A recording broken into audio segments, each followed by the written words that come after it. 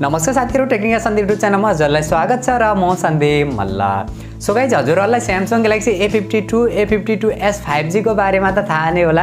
हाम्रो नेपाली बजारमा पनि एकदमै राम्रो प्राइसमा एकदमै कमालको फिचर स्पेसिफिकेसनका साथ चाहिँ हामीले देख्न मिलेको थियो। Samsung का A सिरिज का स्मार्टफोनहरु चाहिँ स्पेशल एकदमै कमालका नै हुने गर्दछन् र हाम्रो नेपाली बजारमा पनि अरु सिरिज भन्दा चाहिँ एकदमै सस्तोमा चाहिँ हामीले देख्न मिल्छ।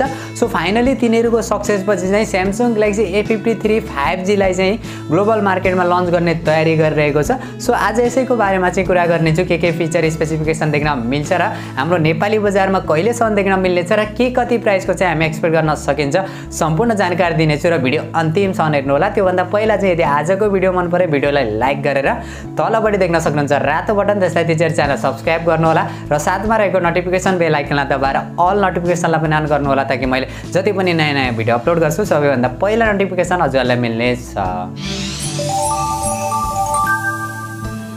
ओके, सो गाइज, अब चाहिँ ढिला नगरी आजको भिडियो सुरु गर्न चाहन्छु र भिडियो सुरु गर्नुभन्दा पहिला चाहिँ हजुरहरुलाई सरी पनि भन्न चाहन्छु, किनभने केही दिनदेखि चाहिँ हामीले च्यानलमा भिडियो अपलोड गर्न पाएका थिएन, किनभने म बिरामी भएको थिएँ र सो फाइनली ब्याक भइसकेको छु एकदमै ठीक भएर।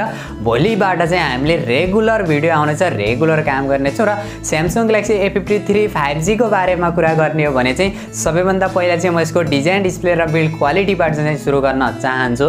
6.5 इन्चको full HD plus super AMOLED display, 120 hertz को चाहिँ हाई रिफ्रेश रेट चाहिँ देख्न मिल्नेछ र 240 हर्ट्ज को चाहिँ हामीले टच स्याम्पलिङ रेट देख्न मिल्नेछ। 405 को चाहिँ PPI पिक्सल डेन्सिटी र 800 निट को चाहिँ हामीले पिक ब्राइटनेस देख्न मिल्नेछ। HDR10 प्लस को पनि सपोर्ट र वाइड 1 L1 को पनि सपोर्ट देख्न मिल्नेछ। अगाडिपट्टिको डिजाइन चाहिँ ग्लासको देख्न मिल्नेछ।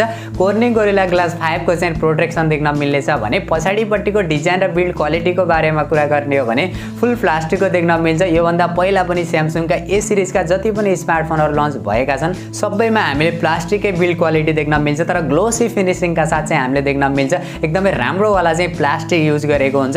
हेर्दाखेरि ओभरअलमा डिजाइन, डिस्प्ले र बिल्ड क्वालिटी चाहिँ एकदमै कमालको नै हुन्छ र यसमा पनि हामीले एकदमै राम्रो देख्न मिल्दैछ। र सफ्टवेयरको बारेमा कुरा गर्ने हो भने यो चोटि भने हामीले Android 12 का साथ देख्न मिल्नेछ, जो Samsung को UI 4.0 का साथ देख्न मिल्नेछ।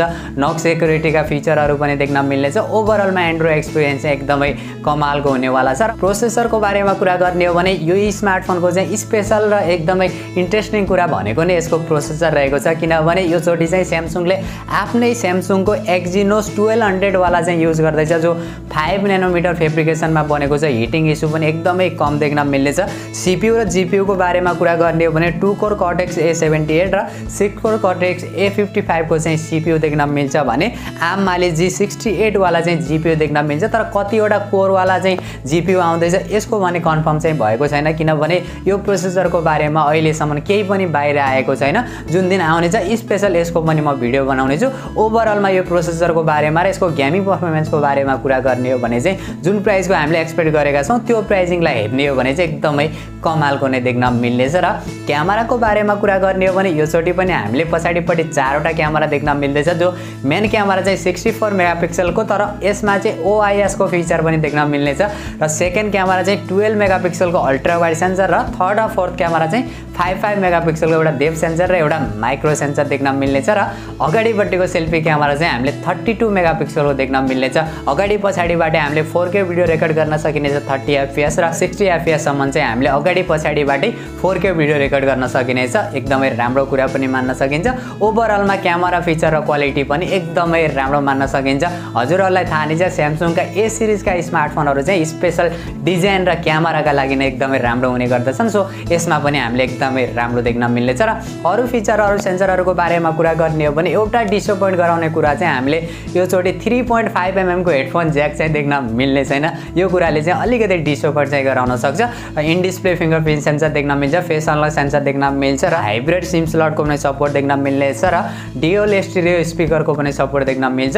अरु सानातिना फिचर सेन्सरहरु जो Samsung कम्पनीको तर्फबाट हामीलाई देख्न मिल्छ सबै देख्न मिल्नेछ। र ब्याट्रीको बारेमा कुरा गर्ने हो भने ब्याट्री ब्याकअप पनि एकचोटि एकदमै राम्रो देख्न मिल्नेछ 5000 mAh को ब्याट्री देख्न मिल्नेछ तर चार्जरलाई लिएर भने कन्फर्म चाहिँ भएको छैन जहाँसम्म मलाई लाग्छ हामीले 25 वाटको फास्ट चार्जरको सपोर्ट चाहिँ देख्न मिल्नेछ र बक्समा पनि मलाई जहाँसम्म लाग्छ 25 वाटकै चार्जर देख्न मिल्नेछ USB टाइप C पोर्टका साथ र ओभरअलमा ब्याट्री ब्याकअप पनि एकदमै राम्रो देख्न मिल्नेछ र भेरिएन्टको बारेमा कुरा गर्ने हो भने चाहिँ 3 वटा भेरिएन्टका साथ आउने लिक चाहिँ आएको छ 6GB 128GB 8GB 128GB र 8GB 256GB वाला चाहिँ देख्न मिल्नेछ 8GB 256GB भेरिएन्ट वाला चाहिँ नेपाली बजारमा लन्च हुन्छ कि हुँदैन यसको चाहिँ कन्फर्म छैन तर 6GB 128GB र 8GB 128GB वाला चाहिँ 100% हाम्रो नेपाली बजारमा देख्न मिल्नेछ र नेपाल लन्च डेट र नेपाली एक्सपेक्टेड प्राइसको बारेमा कुरा गर्ने हो भने अहिले चाहिँ नेपाल लन्च डेटलाई लिएर या ग्लोबल लन्च डेटलाई लिएर पनि कुनै अफिसियल अपडेट चाहिँ आएको छैन एउटा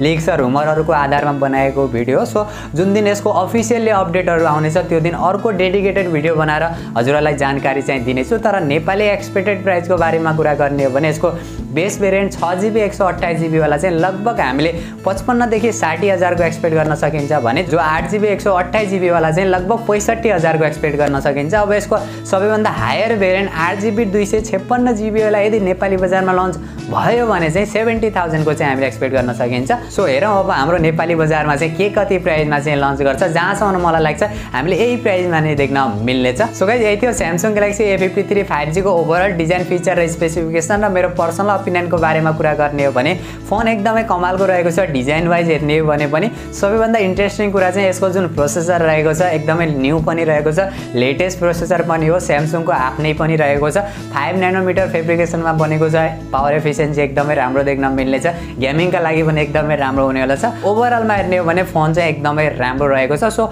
हजुरहरु मध्ये चाहिँ कति जना Samsung Galaxy A53 5G लाई लिएर एक्साइटेड भएर बस्नु भएको छ त्यो भने कमेन्ट गर्नु होला र यदि आजको भिडियो मन पर्यो भिडियोलाई लाइक गरेर तलपट्टि देख्न सक्नुहुन्छ रातो बटन त्यसलाई थिचेर च्यानल सब्स्क्राइब गर्नु होला र साथमा रहेको नोटिफिकेसन बेल आइकनलाई दबाएर अल नोटिफिकेसनलाई पनि अन गर्नु होला ताकि मैले जति पनि नयाँ भिडियो अपलोड गर्छु सबैभन्दा पहिला नोटिफिकेसन हजुरलाई मिल्नेछ